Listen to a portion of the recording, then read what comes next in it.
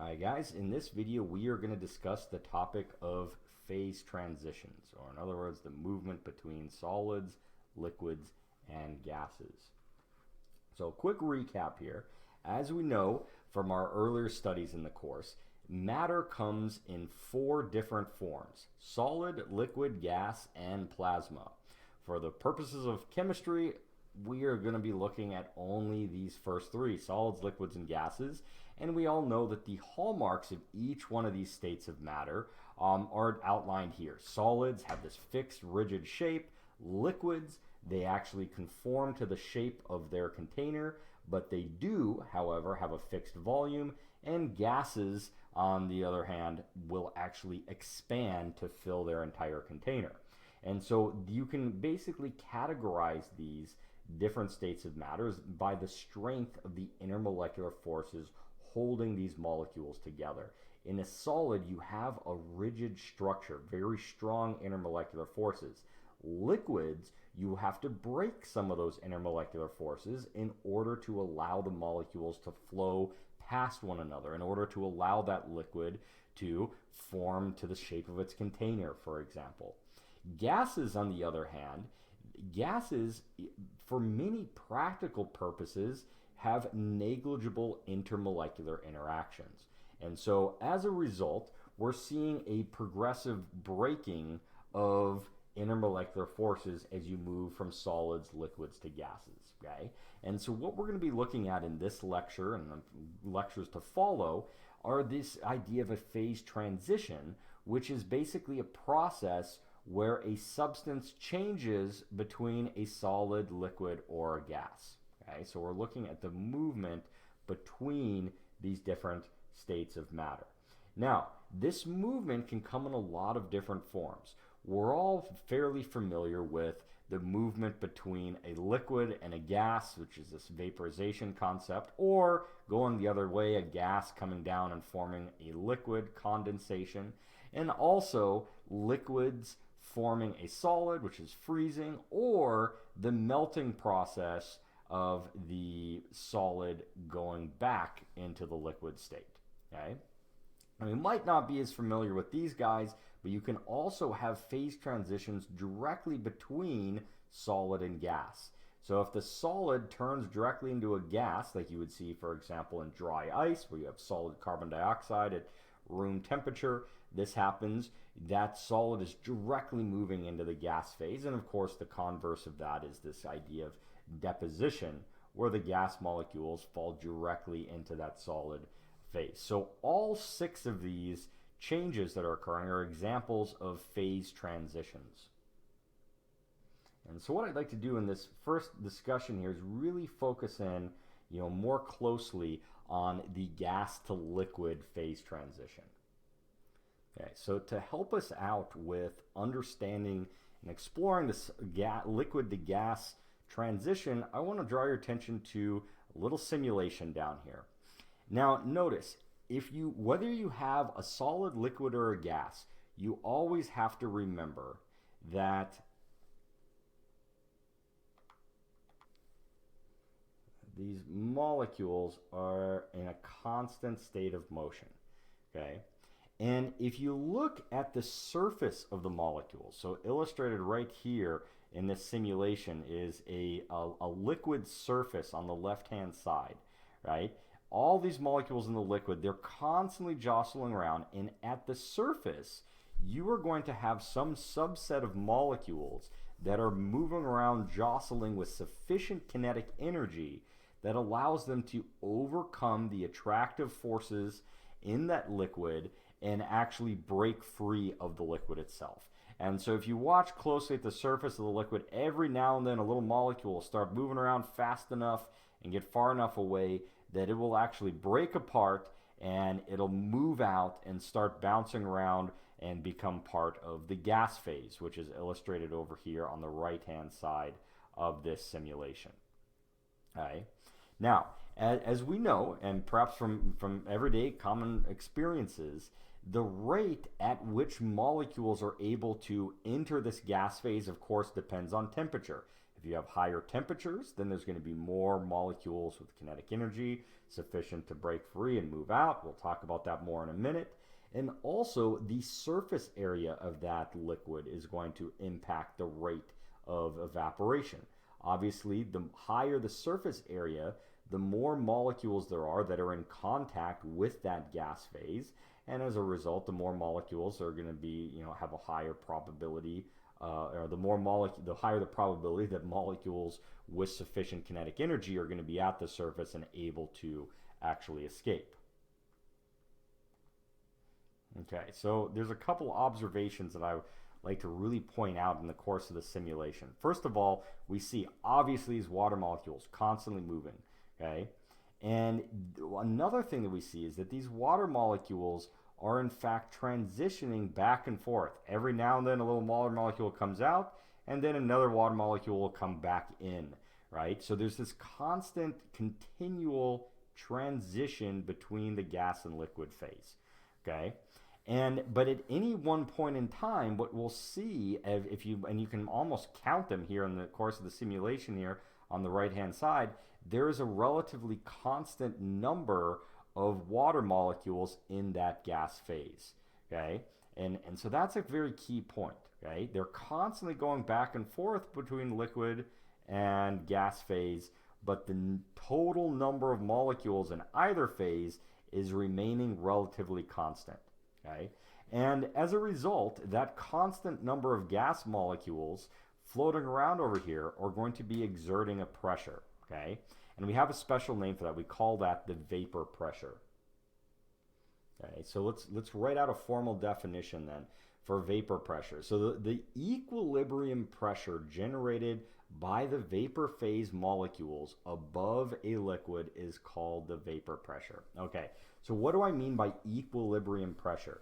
So remember, gas molecules and liquid molecules are constantly going back and forth, right? Gas is turning to liquid and vice versa, okay? And so once the system has reached a state where there are equal numbers of gas and liquid molecules, constantly going back and forth, but equal numbers at any snapshot in time, these numbers remain unchanging, I should say, you have reached what we call an equilibrium state. Okay, so there's some constant number of gas, some constant number of liquid molecules.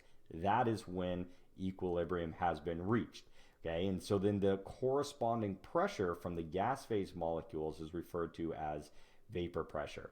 To kind of see this, illustrated in sort of a step-by-step example here, we can consider taking some liquid compound, and in this example, we'll put ethanol in there, and injecting ethanol into an evacuated flask. So an evacuated flask means we've taken out as much of the air as we can, so we have a very, very low pressure. Of course, it wouldn't actually be zero, but some very low pressure, negligible pressure. And then what we're going to do is add that ethanol in. Well, as soon as you add the ethanol in, there's going to be, again, very few molecules in the gas phase, and just a few of those ethanol molecules might escape, okay? But those ethanol molecules that escape, they're going to bounce around the container. They may eventually come back and jump back into solution.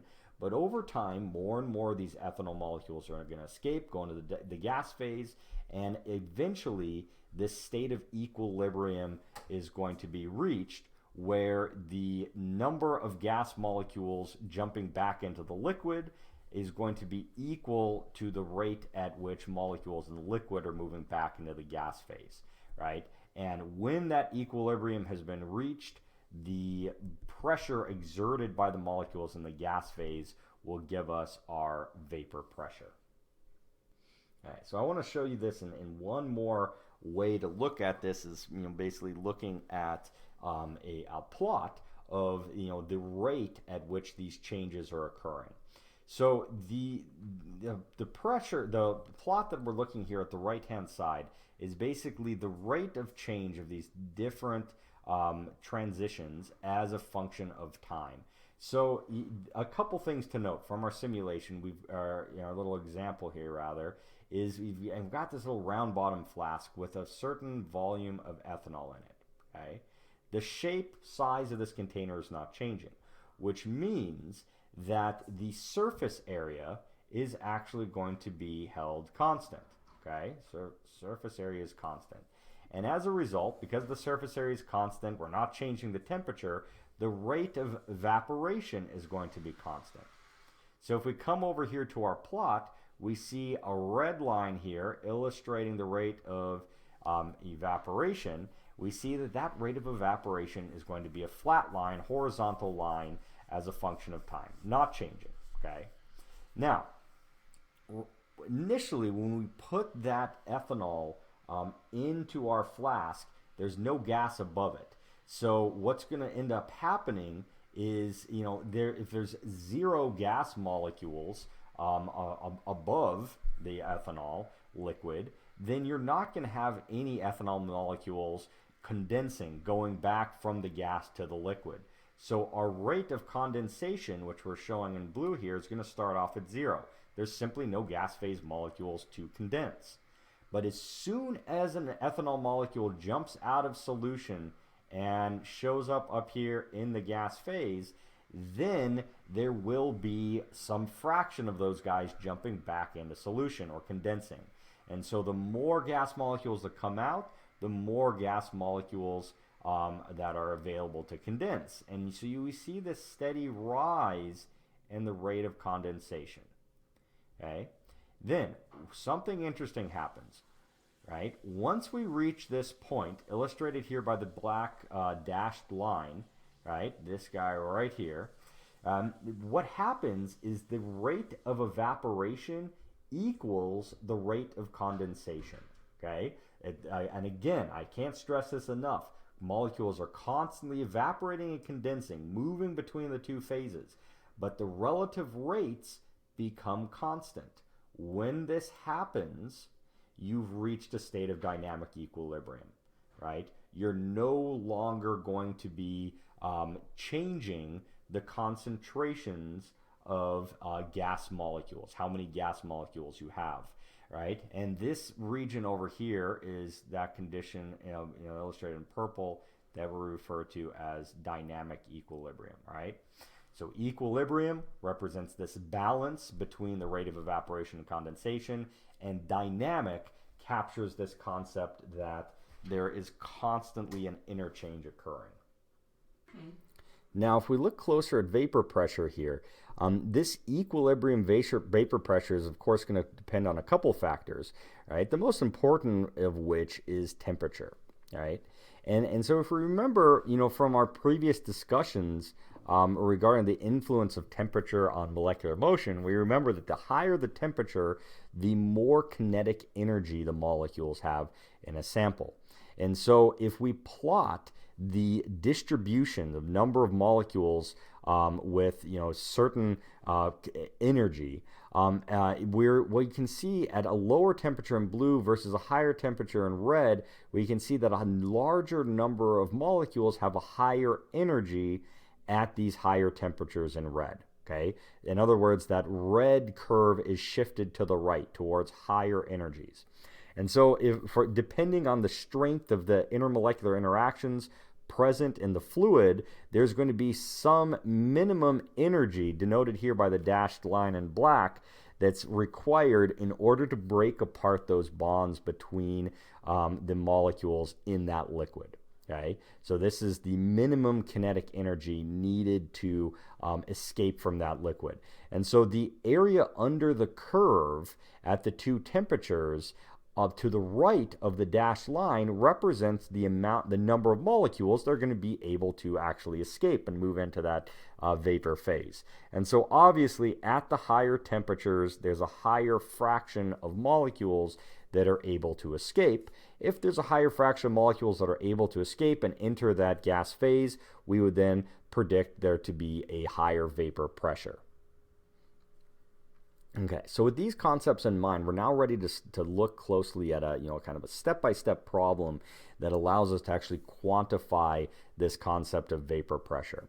So in this example, what we're going to be looking at is a 0.0896 gram sample of water that we're going to place in a 250 milliliter sealed container. And the question that we want to answer is whether or not there will be any liquid present when the temperature is held at a constant 70 degrees Celsius. All right. So in order to solve this problem, our first step is actually to figure out what that equilibrium vapor pressure is for water at 70 degrees Celsius. And typically what we would do is actually look this up in a table. I will go ahead and give you that value here. If you look it up in the table, you'll find that the equilibrium vapor pressure of water at this specific temperature is 0.308 atm. In other words, you put water inside of a sealed container at this temperature, water molecules will continue to escape until you reach this pressure of 0.308 atm. Okay, so our next step then is to look at basically what would happen if we took the totality of our 0.0896 gram sample of water and vaporized it, put it all into the gas phase, predict what sort of pressure would result. And so to do that, we are going to use our good friend, the ideal gas law, PV equals nRT. We are going to solve PV equals nRT for P, plug in our mass, divide by our molar mass to get the number of moles, use the gas constant, and multiply by our temperature. Make sure we're putting that temperature into Kelvin, and put our volume into liters, and we arrive at a value of 0.560 atm. Okay, so what has this told us? Well, we know from the equilibrium vapor pressure that the vapor pressure of water at this temperature will be 0.308 atm. If we were to vaporize all of our water in this hypothetical scenario, we would come up with a pressure of 0.560 atm, of a pressure that's greater than that equilibrium vapor pressure. And so the result then, what we're going to conclude is that since the 0.56 atm is greater than that equilibrium vapor pressure of 0.308, then that H2O gas will actually condense, right? That we vaporized all of it. It's actually going to condense until this pressure comes down to that equilibrium vapor pressure, right? There's always going to be a net change in the concentration, the amount of liquid and gas until the rates of vaporization and condensation are met. In this case, vaporizing all of it, we were overshot it, so we're going to have to come back down. Okay? And so the answer to our question then is that yes, it will condense. There will be some liquid present inside of this container. Okay, now the next question, interesting question that we can ask is, well, let's try and determine the actual mass of water that will condense. You know, if you look inside of our little bulb here, we want to figure out actually how much water is going to be down there in the bottom of our bulb. Okay, so to do that, let's go back and remember our assumption that our first step was to assume complete vaporization of all the water. And we found that that gives rise to this 0.560 atm pressure. But we know that molecules are going to now jump back into that liquid phase until that pressure drops down to 0.308 atm. So we've basically overshot the pressure in that container by 0.252 atm. So whatever gas molecules are responsible for the 0.252 atm need to be converted back into liquid. We need to take these guys back into liquid form. And so to do that, we can again use the ideal gas equation, use what we know about the molar mass of its water to basically back out the mass. So first step, we're going to rearrange PV equals nRT to solve for N. We are going to plug in this pressure value, the amount of pressure that we overshot, plug in the volume of our container, again using liters, temperature in Kelvin, gas constant R, to get the number of moles of gas. So 0.00224 moles of gas are actually going to be converted back into liquid. which means we are going to have that number of moles of liquid present. Multiplying by the molar mass tells us that we are actually going to have 0.0403 grams of water present in liquid form inside of our flask. Okay, so armed with this example, we're ready to talk about our last concept for this video, which is that of boiling point. Okay, and so boiling point, we're going to find it's very related to the vapor pressure. I mean, in strictly defined, boiling point of a liquid is the temperature at which its equilibrium vapor pressure is equal to the pressure exerted on the liquid by its gaseous surroundings.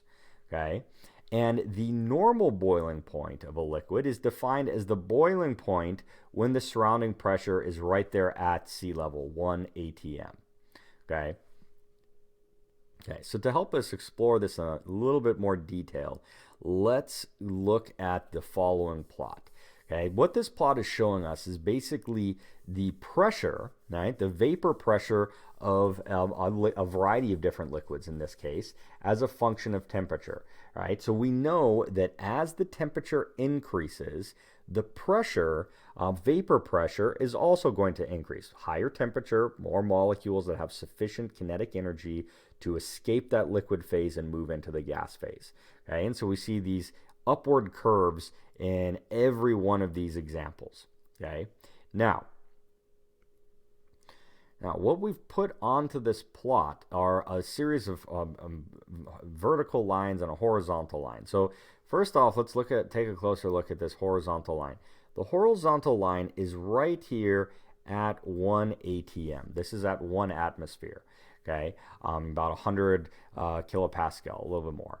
And so basically this 1 atm horizontal dashed line tells us what the normal boiling point is, right? All we have to do is look at where that vapor pressure crosses this horizontal line. And for a familiar example here, we can look at water. Notice that the vapor pressure curve for water at 1 atm, 1 atmosphere, the vapor pressure line reached that 1 atmosphere level exactly at 100 degrees Celsius. In other words, what we're saying here is that the normal boiling point of water is 100 degrees Celsius. And of course, as we move to other compounds with smaller, weaker intermolecular forces, for example, ethyl alcohol or ethyl ether, right? We see a progressive decrease in those boiling points. Those vapor pressure curves are crossing that 1 atm line at lower and lower pressures. And of course, on the other end, we can have compounds with higher intermolecular forces, ethylene glycol, for example, whose boiling point is obviously a lot further to the right, and not actually illustrated on this plot. Okay, so let's see in an example how we can use this plot to make a basic prediction, right? So it turns out that at a typical atmospheric pressure in Leadville, Colorado, it's about 10,000 feet, is 68 kilopascals. So what I want you to do is use this figure, vapor pressure as a function of temperature, to graph, graph and determine the boiling point of water at this elevation of approximately 10,000 feet. So go ahead and pause the video here, see if you can come up with a ballpark number, and again, it will be an estimate here, and then go ahead and click play and we'll work through the answer together. Okay, so hopefully what you first did here is use this atmospheric pressure of 68 kilopascal to draw in a horizontal line. Okay, so I'm going to include my horizontal line. I'm going to kind of roughly approximate this guy to be maybe right here. So I'm going to assume that's about 68 kilopascal. Okay, and so what we're going to do is just follow that horizontal line over and look for where that point is going to cross the vapor pressure curve for water. And again, we're doing some approximations here, but it looks to my eye that it's going to be crossing right about here, right? And so this curve is somewhere right around 90, maybe it's approximately 90 degrees Celsius. Okay, so we're seeing that at these higher elevations, the boiling point of water is actually lower. Okay. And so this makes sense, right? Because remember, this, in order for these molecules to escape the liquid, right, they're having to basically jump out and push out into this gas phase. If there's fewer molecules up there, right, then there's not going to be as much of a push going back in the other direction, condensing back into that liquid form. Okay, and so as a result, you're going to be able to, reach that equilibrium state where you have a balance between, movement in both directions, liquid to gas, gas to liquid, at a lower temperature, lower total kinetic energy in that solution. Okay, so now that we're comfortable with this concept of boiling point and vapor pressure and reading these vapor pressure temperature plots, what we're going to do in the next video is develop some more mathematical tools to actually describe these vapor pressure details in more of a quantitative fashion. And that's going to lead us to a discussion of the so-called Clausius-Clapeyron equation.